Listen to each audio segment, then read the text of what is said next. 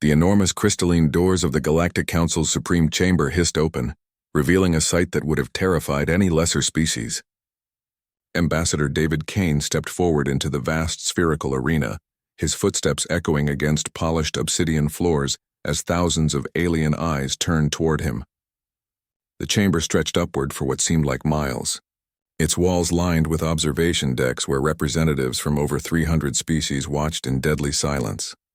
At the center of the sphere, suspended in a web of energy fields, floated the High Council's inner circle, 12 beings so ancient and powerful that some had witnessed the birth of stars. Their combined presence created a pressure in the air that made breathing difficult for most oxygen-based life forms.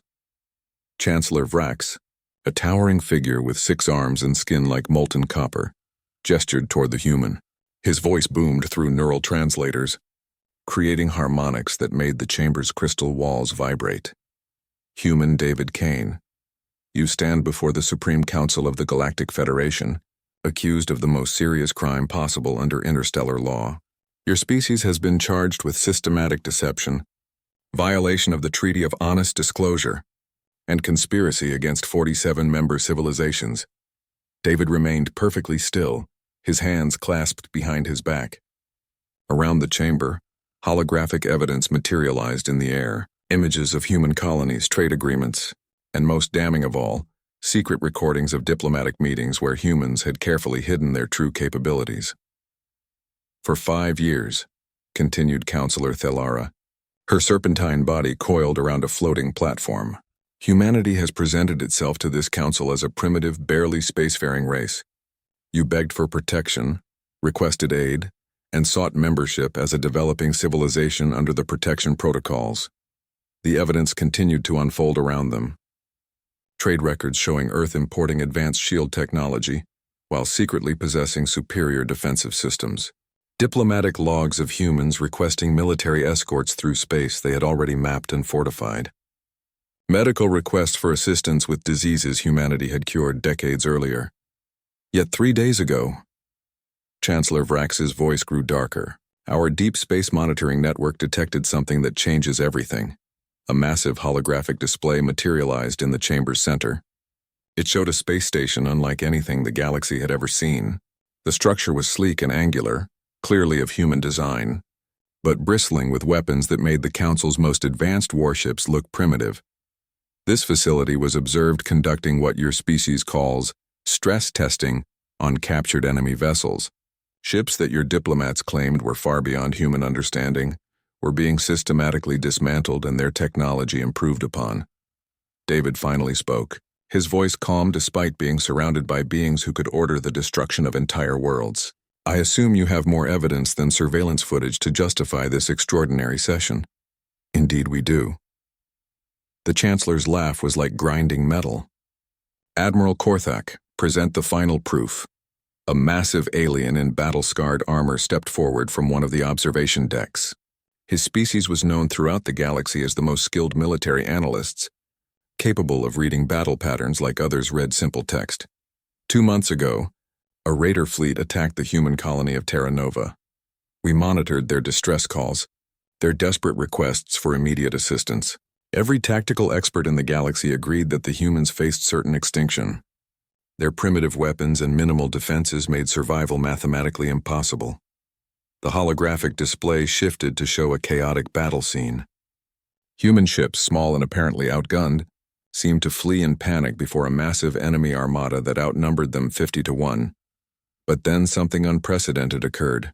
Admiral Korthak's voice dropped to a whisper that somehow carried to every corner of the vast chamber. The battle recording continued, but now the human ships began moving with impossible precision. Their formation shifted from desperate retreat to something far more calculated.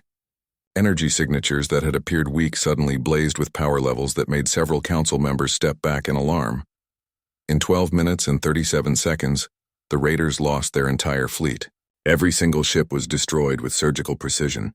Not one human vessel was even damaged. The chamber fell into absolute silence except for the nervous chittering and clicking of various alien species. Processing this impossible information, David allowed himself a slight smile. I believe this council is operating under a fundamental misunderstanding of the situation. Misunderstanding? Chancellor Vrax's 6 arms gestured frantically, his copper skin darkening with anger. You have violated every principle of galactic law. You have deceived this council. You have made fools of civilizations that have existed for millions of years. No, David interrupted, his voice suddenly carrying a weight that made the chamber's energy fields flicker. We have been protecting you. The words hung in the air like both a threat and a promise. Every representative in the chamber leaned forward, their various sensory organs focusing intently on the lone human standing in their midst. Protecting us? Counselor Thalara's serpentine body coiled tighter around her platform. From what possible threat could a species barely out of its own solar system protect civilizations that have mastered faster than light travel for millennia?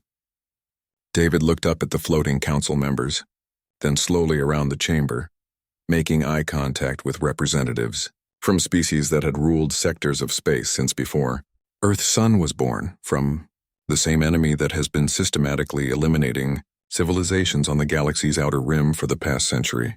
The same enemy that this council has been pretending doesn't exist while entire species simply vanish without explanation.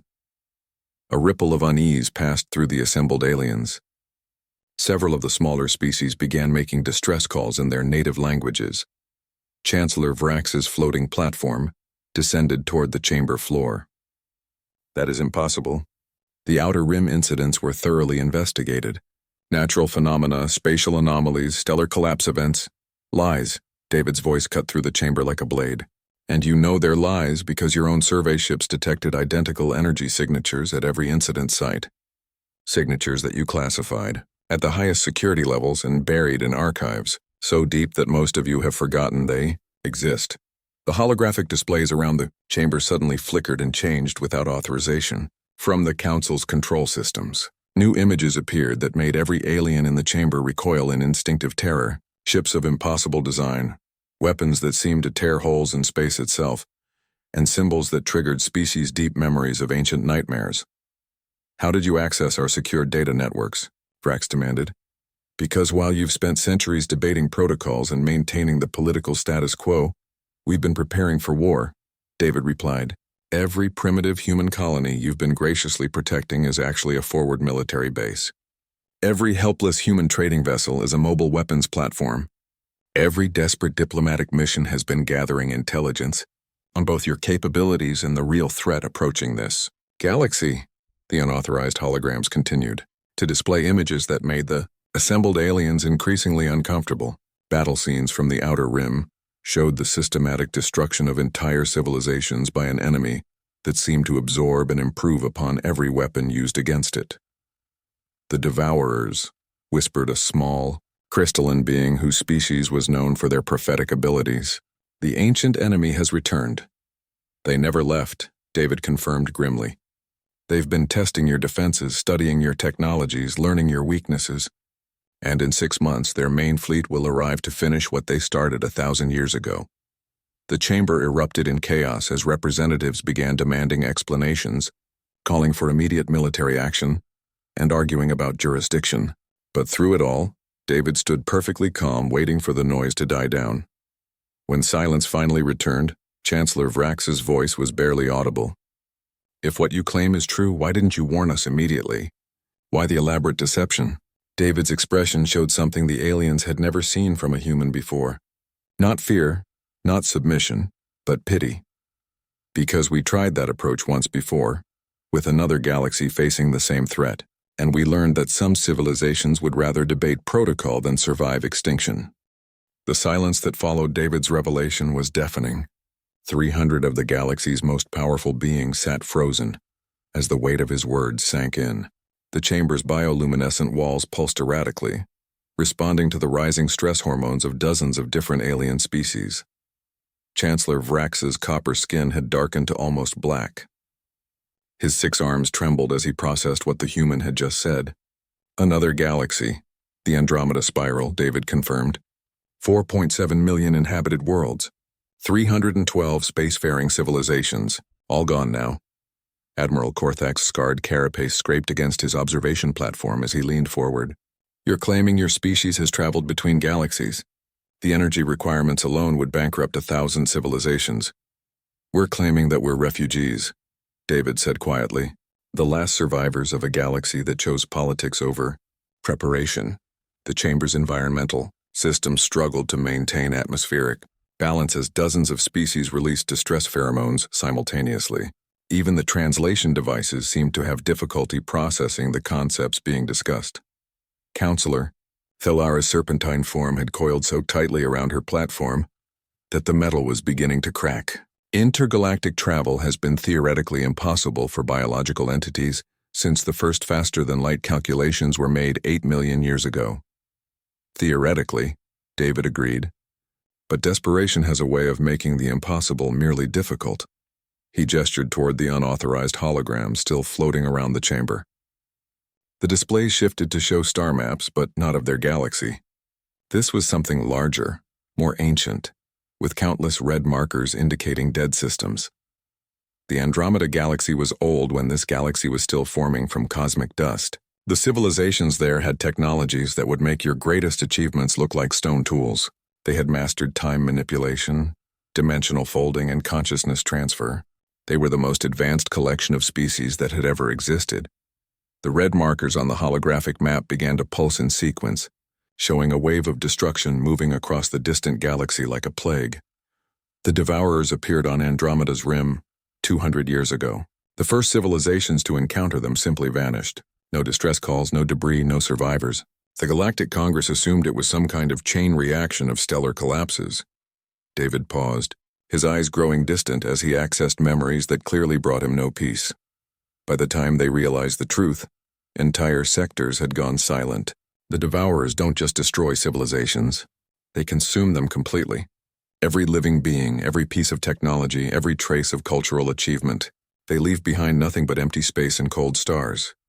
A small crystalline representative near the chamber's base began emitting high-pitched harmonics of distress. Its species had evolved from creatures that fled predators, and something in David's description triggered ancient survival instincts. Chancellor Vrax's voice cracked as he spoke. "How did your species escape such destruction?" "We didn't escape." David's response sent chills through the assembled aliens. Humanity was a client race in the Andromeda system. We had achieved spaceflight only 3 centuries before the Devourers arrived. When the crisis began, the Congress did exactly what your council has been doing. They formed committees, held debates, passed emergency measures, and maintained that surely such an advanced coalition of species could handle any threat. The star map zoomed in to show a small cluster of systems near what had been the galactic edge. The Congress had been working on something called the Eternal Archive Project. The idea was to preserve the knowledge and consciousness of member species in case of future catastrophes. Humanity volunteered to be the test case, partly because we were considered expendable, and partly because we had what they termed unusual survival characteristics.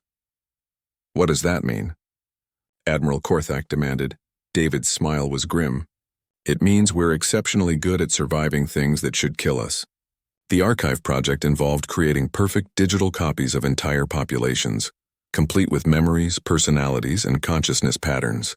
The theory was that if a species went extinct, they could be rebuilt from stored data. Counselor Thalara's optical organs dilated to their maximum size.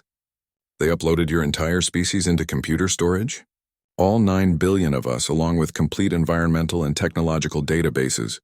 We were stored in quantum crystal matrices designed to survive anything short of a direct supernova blast." The project was completed just as the Devourers reached Andromeda's core worlds. The hologram shifted to show a single point of light fleeing the dying galaxy, crossing the impossible emptiness between galactic clusters. The archive was loaded into an experimental vessel, capable of making the journey between galaxies. We spent 4,000 years in transit, though from our perspective in digital storage it felt like moments. 4,000 years ago, Chancellor Vrax said slowly, checking his historical databases. "That coincides with the first archaeological evidence of your species in this galaxy. When we arrived here, this galaxy was much younger. Fewer advanced civilizations, more primitive technologies, less organized government. We had a choice. Reveal ourselves as refugees carrying technologies that could destabilize existing power structures, or integrate slowly while monitoring for signs that the Devourers had followed our trail. You chose to hide your true nature," Admiral Korthak observed. We chose to survive while preparing for the inevitable, David corrected. We've spent 4 millennia studying every species in this galaxy, understanding your strengths and weaknesses, learning your political systems, and most importantly, developing new weapons specifically designed to counter devourer technology. The holographic displays showed images of human development over thousands of years. What appeared to be primitive settlements were revealed to be carefully camouflaged research facilities. Trading posts that seemed barely functional contained manufacturing systems that could produce materials with properties that didn't exist in normal space. Every human you've encountered has been part of a multi-generational intelligence operation. We've been watching, learning, and preparing for the day when the devourers would find this galaxy. And they have found us, Chancellor Vrax said, his voice barely a whisper. 6 months ago, our deep space monitors detected the first scout ships. The same energy signatures, the same consumption patterns, the same systematic approach to cataloging potential targets. They're coming, and this time they're moving faster than they did in Andromeda. Counselor Thalara slowly uncoiled from her platform. Why are you revealing this now? If you've been deceiving us for millennia, why tell us the truth at this moment? David looked around the chamber, and for the first time since entering, his carefully maintained composure showed cracks. Because we learned something crucial from Andromeda's fall. Advanced civilizations, when faced with extinction, tend to make the same fatal mistakes repeatedly.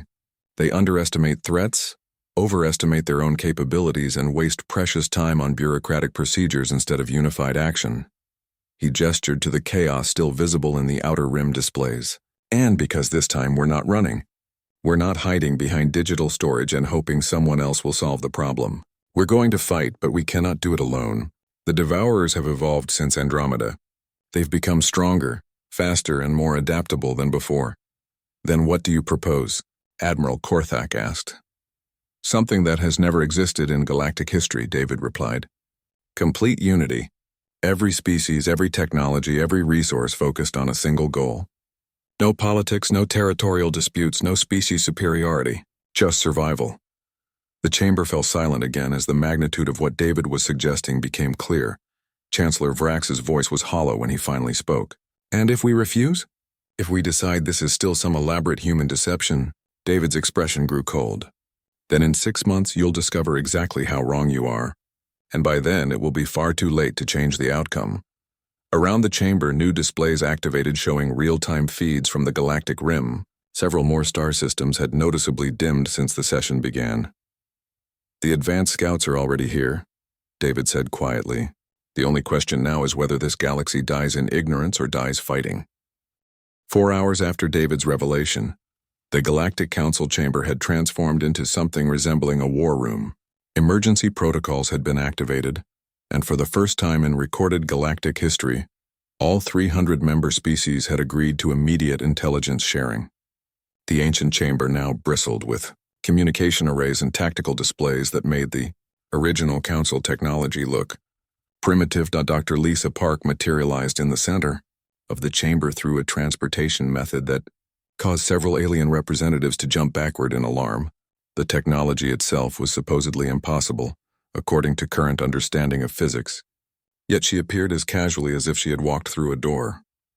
Sorry for the dramatic entrance, Lisa said, adjusting what appeared to be a simple tablet, but pulsed with energy signatures that made the chamber's sensors emit warning sounds.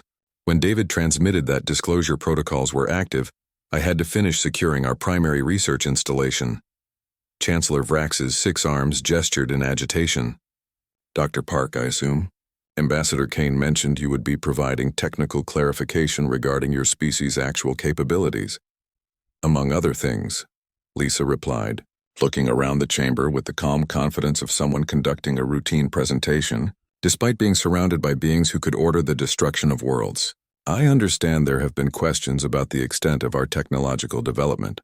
Counselor Thalara's serpentine form shifted nervously on her platform. Your ambassador claims humanity possesses technologies that exceed our most advanced achievements by significant margins. Given your species' apparent technological primitiveness, this seems highly unlikely.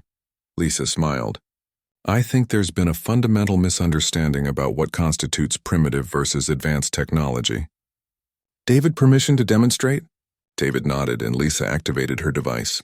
The chamber's holographic systems suddenly expanded far beyond their normal operational parameters, creating a three-dimensional display that encompassed the entire spherical space. "This is the Titan Research Complex," Lisa began as a massive structure materialized around them. "It's currently positioned in what you call the Dark Nebula, that region of space you've classified as uninhabitable, due to gravitational anomalies and radiation interference." The structure was enormous, easily the size of a small planet. Its design was unlike anything the assembled aliens had ever encountered. Rather than the geometric forms favored by galactic engineering, it seemed to flow like liquid metal, with surfaces that shifted and adapted even as they watched. "The gravitational anomalies you've been detecting are actually containment fields for our manufacturing systems. What your instruments interpret as natural phenomena are the byproducts of industrial processes that operate on scales you haven't previously encountered, Admiral." Korthak's scarred carapace scraped as he leaned forward. "Impossible. Our deep space surveys show no artificial structures in that region, no energy signatures, no indication of any technological presence. Because you're scanning for energy signatures based on fusion, antimatter, and quantum reactions," Lisa explained patiently. "Titan operates on controlled dimensional fracturing. We're essentially borrowing power from parallel universes where the laws of physics work differently." The silence that followed was broken only by the nervous chittering and clicking of smaller alien species trying to process what they had heard. "Chancellor," Vrax's voice was strained, "the energy requirements for dimensional manipulation would require converting the mass of entire star systems. Only if you're working within standard spacetime limitations," Lisa agreed. "But dimensional fracturing allows access to energy states that exist outside normal physics. The Andromeda civilizations discovered these principles roughly 60,000 years ago, though they never perfected practical applications." The display shifted to show the interior of the research complex. Vast chambers stretched beyond visual range, filled with technologies that seemed to blend organic and mechanical elements seamlessly. Over the past 4 millennia, we've refined their theoretical work into practical systems. Titan isn't just a research facility, it's a complete manufacturing ecosystem, capable of producing materials with properties that don't exist in normal space, weapons that function on quantum-scale precision, and defensive systems that operate across multiple dimensional layers simultaneously. Counselor Thalara's optical organs had dilated to their maximum extent. "If you possess such capabilities, why haven't you used them? Why maintain the pretense of being a developing civilization?" Lisa's expression grew serious. "Because power without wisdom leads to extinction. The Andromeda civilizations had all these technologies and more. They could reshape reality, travel through time, even create pocket universes for entertainment. And it made them overconfident." The display changed to show battle scenes from the distant galaxy. Fleets of impossibly advanced ships were being systematically destroyed by the Devourers. When the Devourers first appeared, the Andromeda Congress assumed their technological superiority would be sufficient. They sent their most advanced battle fleets to deal with what they considered a minor threat. Those fleets were absorbed and converted into Devourer technology within hours. "Absorbed?" Admiral Korthak asked. "The Devourers don't just destroy," David interjected. "They learn, adapt, and incorporate. Every piece of technology they encounter, every tactical innovation, every defensive strategy becomes part of their collective knowledge base." Lisa nodded grimly. By the time the Congress realized what they were facing, the Devourers had consumed enough advanced civilizations to equal and then exceed Congress capabilities. The war lasted less than 2 years, she gestured, and new images appeared showing sleek ships with designs that seemed to shift and evolve even as they moved through space. "These are current generation Devourer units, based on intelligence we've gathered from Rim encounters. Notice the design elements. Those are adaptations of technologies from every species they've consumed in this galaxy. Every civilization they destroy makes them stronger and more capable." Chancellor Vrax's platform began to shake slightly. "Then how do we fight them? If they can absorb and improve upon any technology they encounter, what possible defense exists?" "We don't give them the opportunity," Lisa said simply. "Every weapon system, every defensive technology, every tactical approach we've developed follows a single principle: immediate, total destruction with no chance for analysis or adaptation. The holographic display suddenly filled with weapons that defied easy description. Some appeared to be pure energy constructs that folded space around targets. Others seemed to exist in multiple dimensions simultaneously. Most disturbing were devices that appeared to unravel the fundamental forces holding matter together. Dimensional fracturing weapons that operate faster than information transfer. Reality anchors that prevent dimensional escape or temporal manipulation. Entropy bombs that cause localized heat death within targeted areas. Lisa's voice was clinically detached as she described technologies that could unmake entire star systems. And for larger threats, we have developed the planet killers. Planet killers? Counselor Thalara whispered. The display showed a device that was difficult to look at directly. It seemed to exist in too many dimensions at once, causing optical organs and sensors throughout the chamber to report conflicting information. Weapons that can destabilize the quantum foundations that underlie reality itself. When activated, they create expanding zones where the basic laws of physics cease to function. Matter stops existing in any recognizable form. The assembled aliens sat in stunned silence as the implications became clear. The encouraging news, Lisa continued with dark humor, is that we've only constructed 5 of them, and they require the complete energy output of a star to function. The concerning news is that our projections indicate we'll need all 5 to stop what's approaching. Admiral Korthak's voice was barely audible. How many devourers are there? David answered. Based on rim sensor data and extrapolation from Andromeda consumption patterns, approximately 3.8 million ships of various classifications, supported by mobile construction platforms that can convert entire star systems into additional fleet units. 3.8 million, Chancellor Vrax repeated in a hollow voice. The largest fleet engagement in this galaxy's history involved fewer than 3,000 ships, Counselor Thalara observed. Even if every member civilization contributed their complete military forces, you would have perhaps 60,000 ships. House-carrying weapons the Devourers have already encountered and adapted to, Lisa finished, which is why conventional military action alone will fail. She gestured again, and the display showed a tactical overview of the entire galaxy, with hundreds of thousands of markers scattered throughout. Over 4 millennia, we've established a comprehensive network of hidden installations, disguised research facilities, and camouflaged weapons platforms. Every human colony includes quantum manufacturing capabilities. Every trading post is actually a forward observation point. Every diplomatic mission has been ion alone won't be sufficient. We need active copay. The holographic display that materialized around the assembled representatives defied their understanding of both technology and reality itself. The chamber seemed to expand infinitely in all directions, and suddenly they were no longer sitting in the council chambers. They were floating in the void between galaxies, watching their home spiral rotate slowly before them. But this was not the galaxy they thought they knew.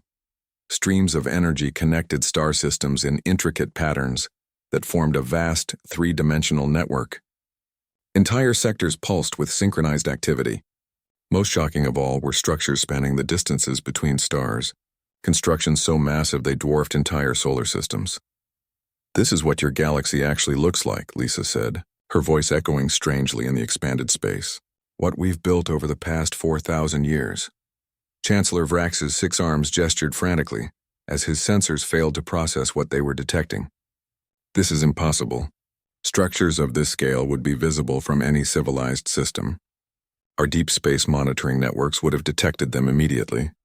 Your monitoring networks have been seeing exactly what we wanted them to see, David interrupted. Dr. Park, demonstrate the concealment protocol. The display focused on a section of space the Council recognized as the neutral zone. What appeared to be empty void suddenly shimmered and revealed, itself to be an intricate network of installations, each larger than the capital ships of the most advanced galactic civilizations. Reality masking on a galactic scale, Lisa explained. We learned from Andromeda that the Devourers track advanced civilizations by their energy signatures and technological emissions. So we built everything inside folded space-time bubbles that exist parallel to normal reality. Counselor Thalara's serpentine form had gone completely rigid. The energy requirements, the computational complexity needed for such deception. Even if this technology were possible, the cost would bankrupt entire galactic sectors. Cost? Lisa laughed, but the sound contained no humor. Counselor Thalara, What do you think has been humanity's primary export for the past 4 millennia? The alien diplomats accessed their trade databases through neural connections, searching for patterns they had never noticed before. Agricultural products, Admiral Korthak said slowly. Basic foodstuffs, primarily grain varieties and protein supplements. Protein supplements that require exotic matter to synthesize properly, Lisa confirmed. Agricultural products that can only be grown in specific gravitational conditions, created by quantum field manipulation. Grain varieties that need dimensional anchor points to flourish properly. The implication struck them with devastating clarity. Every trade agreement, David continued, every agricultural export, every seemingly primitive good we've provided to your civilizations has been a delivery system for exotic matter, quantum processors and dimensional anchor points. You've been building your network inside our own infrastructure, Chancellor Vrax whispered in realization. We've been preparing your civilizations for survival, Lisa corrected. Every major population center in the galaxy now contains quantum manufacturing capabilities, whether they realize it or not. Every military installation has dimensional shielding components integrated into its basic systems. Every communications array has been upgraded with quantum entanglement networks. The display zoomed in to show individual star systems. Each revealed hidden installations, disguised weapons platforms, and most remarkably, entire fleets stored in dimensional pockets adjacent to normal space. The visible human merchant fleet consists of approximately 1.7 million vessels, David said. But our actual military force includes 35 million ships, ranging from dimensional fighters to mobile battle platforms capable of destroying planets. 35 million, Admiral Korthak repeated, his scarred carapace trembling. How is such a fleet possible? Your entire species numbers only a few billion individuals. Our biological population, yes, Lisa agreed. But remember, we're refugees from the Archive Project. We exist as quantum consciousness constructs that can be instantiated in biological forms, digital networks, or hybrid systems as needed. The display showed vast facilities where bodies were being grown in enormous tanks, each one empty and waiting for occupation. We can create as many instances of ourselves as necessary for any given situation. A single consciousness can operate multiple bodies simultaneously, or merge with others to create collective intelligence systems capable of processing information at computational speeds. You're not individuals, Representative Morakesh of the Hive species said, his harmonic voice carrying overtones of disgust. You're some form of distributed collective intelligence. We're survivors, David said coldly. We're what remains of a species that watched 9 billion of their own die, then spent 4 millennia ensuring it would never happen again. Lisa gestured, and the display shifted to show real-time sensor feeds from the galactic rim. The images were terrifying. Entire star systems were going dark as massive ships consumed everything in their path. Planets, asteroids, even the stars themselves were being systematically harvested. But preparation time is ending. The Devourer advance fleet arrived 3 days ago. The feeds showed scenes of destruction beyond imagination. Ships the size of moons moved through space, converting matter into more ships with impossible efficiency. They're moving faster than they did in Andromeda, Lisa observed with clinical detachment. Consumption rate has increased by approximately 60%. At current pace, they'll reach core world territories in 10 months instead of 6. Then we must act immediately, Chancellor Vrax declared, his voice carrying new resolve. If what you've shown us represents reality, it's not enough, David interrupted. Everything we've shown you, every weapon system, every hidden fleet, every technological advantage we've prepared, over 4 millennia. It's still insufficient. The display shifted to show tactical projections. Endless streams of red markers representing Devourer forces overwhelmed even the most optimistic defensive scenarios. The Devourers have evolved since Andromeda. They're smarter, more adaptable, and they've learned to convert consumed civilizations with greater efficiency. Even with our complete preparations, even with total galactic unity, our best projections show only a 12% chance of survival. The chamber fell silent, except for the increasingly erratic pulsing of bioluminescent walls responding to alien stress. Hormones, 12%. Counselor Thalara whispered. Which is why, Lisa said, we're going to attempt something that has never been tried in the history of either galaxy.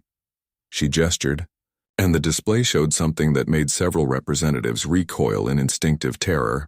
It was a map of space-time itself, showing the dimensional barriers separating parallel universes.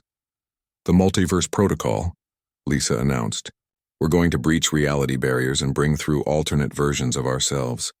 Versions where humanity developed differently, faced different challenges, created different technologies. The dimensional barriers exist for fundamental reasons." Representative Morkesh's harmonics carried overtones of panic. "Breaching them could destroy multiple universes."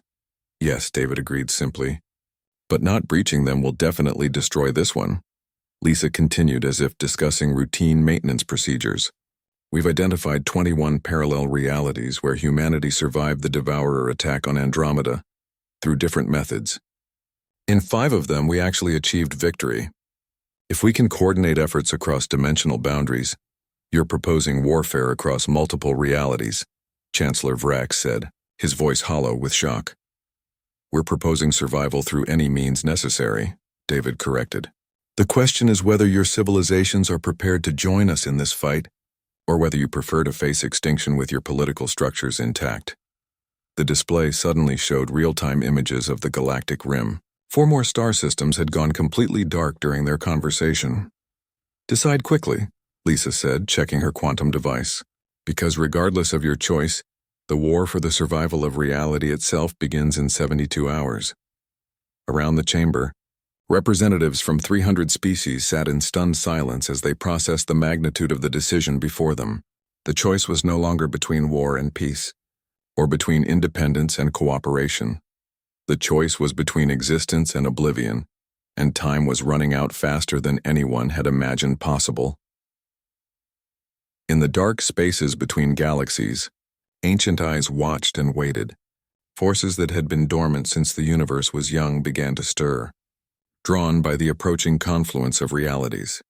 The real war was about to begin, and its outcome would determine the fate of not just one galaxy, but all possible galaxies across infinite dimensions of space and time.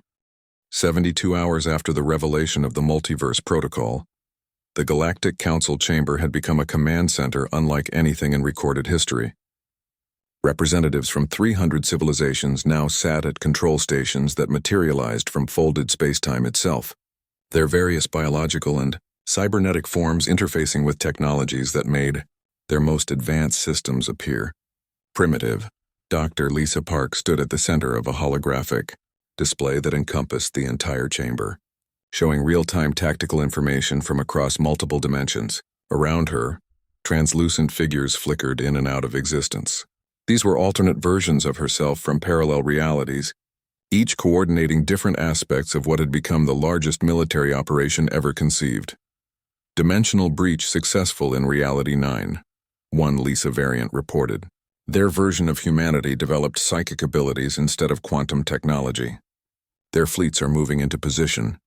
Reality 15 is experiencing cascade failures," another variant added. "Their dimensional anchors can't maintain stability under current stress levels. We're losing that connection." "Compensating with Reality 4, the original Lisa replied without hesitation. "Their technological base is compatible with our quantum systems." David stood beside Chancellor Vrax, both watching displays that showed fleet movements across scales that challenged comprehension. Ships were appearing throughout the galaxy, not just human vessels, but variants from realities where humanity had evolved differently, developed alternative technologies, forged different alliances. "I'm receiving reports from Sector 12, Admiral Korthak announced, his scarred carapace reflecting light from displays showing energy signatures his species couldn't measure. Human vessels just materialized inside our most secure military installations. They claim to be dimensional reinforcements and they're upgrading our weapon systems." "Allow them," David instructed. "The versions from Reality 9 understand mental warfare. The Devourers have never encountered psychic attacks." On the main display, the galactic rim continued to darken as Devourer forces advanced. But for the first time, there were signs of meaningful resistance. Star systems that should have been consumed were holding their positions, protected by technologies that existed in quantum superposition, simultaneously present and absent until activated. "First engagement with advanced Devourer forces in Sector 8, Lisa reported. "Initiating Protocol 97 Alpha." The display focused on a battle unlike anything the assembled aliens had witnessed. Human ships existing in multiple dimensions simultaneously engaged Devourer forces, with weapons that attacked across parallel realities. When Devourer ships attempted to adapt to one weapon system, they found themselves under assault by completely different technologies from alternate dimensions. "It's working," Chancellor Vrax said with amazement. "They can't adapt quickly enough to counter multi-dimensional attacks." "The first wave only," David corrected. "Observe the battle patterns in Sector 19. The display shifted to show newer Devourer ships that were beginning to split themselves across dimensions, attempting to counter the multi-reality assault. "They're adapting faster than projected," a Lisa variant reported. "Estimated time until full countermeasures develop, 4 hours. Then we escalate immediately," the original Lisa replied grimly. "Initiate Phase 2. Around the chamber, new displays materialized, showing something that made even the human representatives look uncomfortable. Throughout the galaxy, hidden installations were powering up, not just in their reality but in all 21 parallel dimensions simultaneously. "The convergence weapons," Lisa announced. "We're going to collapse 21 realities worth of firepower into a single-dimensional layer." "That's..." Representative Morkesh's harmonic voice carried pure terror. "That could tear apart the fundamental structure of space-time itself." "Correct," David agreed. "But it will also create energy concentrations exceeding the total output of multiple galaxies. The Devourers have never faced anything like this because it's never been possible before." Counselor Thelara's serpentine form had coiled into the smallest possible configuration. "If your calculations are wrong, if you make any error, you could destroy everything we're trying to protect." "If we don't attempt this," Lisa said, "the Devourers will destroy everything anyway. The choice is between certain death and possible survival." The chamber shook as energies beyond measurement began building throughout the galaxy. On the displays, massive structures were emerging from folded space. Constructions that spanned star systems and existed in multiple dimensions simultaneously. "Convergence weapons online in 21 realities," Lisa reported. "Dimensional anchors holding. Reality barrier stable but showing stress fractures." "Devourer main fleet detected," Admiral Korthak announced. "Mass sensors indicate 4.2 million vessels, plus mobile manufacturing platforms the size of small moons. Larger than the force that destroyed Andromeda," David observed. "They've been busy in the void between galaxies," Lisa replied. "But so have we." The holographic display suddenly expanded beyond the chamber, beyond the planet, beyond normal spacetime itself. Now they were observing the entire galactic battlefield from a perspective outside standard reality. The galaxy was completely surrounded. Devourer forces formed a sphere around their home, so vast and dense they blocked out distant stars. Simultaneously, human forces were materializing throughout galactic space, not just in their reality but in multiple dimensional layers, creating a three-dimensional interference pattern of almost incomprehensible complexity. "All units, all realities prepare for simultaneous engagement," Lisa announced across dimensional boundaries. "Remember that this isn't just about our survival. If we fail here, the Devourers will gain access to multiverse technology. They'll be able to consume not just galaxies, but entire branches of reality itself." The assembled alien representatives sat in stunned silence as they grasped the true magnitude of what they were witnessing. This wasn't just a war for their galaxy. It was a war for the continued existence of infinite possibilities.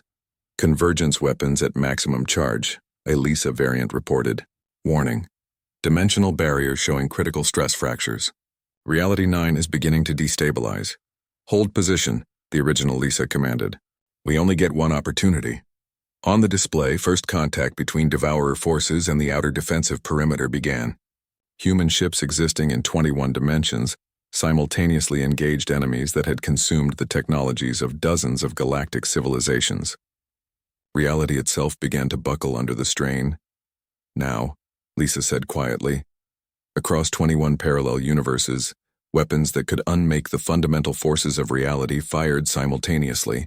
The convergence point was a section of space where the Devourer main fleet had concentrated, and suddenly that section of space simply ceased to exist. Not destroyed. Not consumed. It simply stopped existing. The blast wave that followed rewrote physics in a sphere 15 light-years across. Devourer ships that had adapted to every conceivable form of attack found themselves facing energies that existed outside the concept of adaptation itself. When sensors cleared, 2.1 million Devourer ships had been erased from existence. Direct hit, Lisa reported. But remaining forces are adapting again. They're beginning to exist in quantum superposition themselves. Then we proceed to Phase 3, David said grimly. Phase 3? Chancellor Vrax asked. David looked around the chamber at the assembled representatives of galactic civilization. We abandon individual existence and merge into a single galaxy-spanning consciousness. 300 species, 21 alternate realities, all functioning as a single organism dedicated to survival. That would mean... Counselor Thalara couldn't complete the sentence. Evolution, Lisa said simply. The Devourers consume civilizations by turning their diversity against them. But if there's no diversity, if there are no individuals to consume, if an entire galaxy thinks and acts as one unified entity. On the display, the remaining Devourer forces were regrouping, their ships beginning to shift and adapt to the new threat parameters. But around them, something unprecedented was happening. Star systems throughout the galaxy were beginning to pulse in perfect unison. Billions of individual consciousnesses were joining together into larger collective entities. Species barriers dissolved as alien minds merged with human quantum consciousness networks. The Devourers are facing something they've never encountered, David observed. Not just advanced technology, but a completely alien form of existence. They can't consume us because we're no longer separate entities to be consumed. And if they try to adapt to collective consciousness? Chancellor Vrax asked. Lisa's smile was both terrible and beautiful. Then they become us. And we've already planned for that possibility. The battle for the galaxy, for reality itself, was entering its final phase. For the first time since the Archive Project fled Andromeda's destruction, there was genuine reason to believe survival might be possible. But as the Devourers began their own metamorphosis, the true test was only beginning.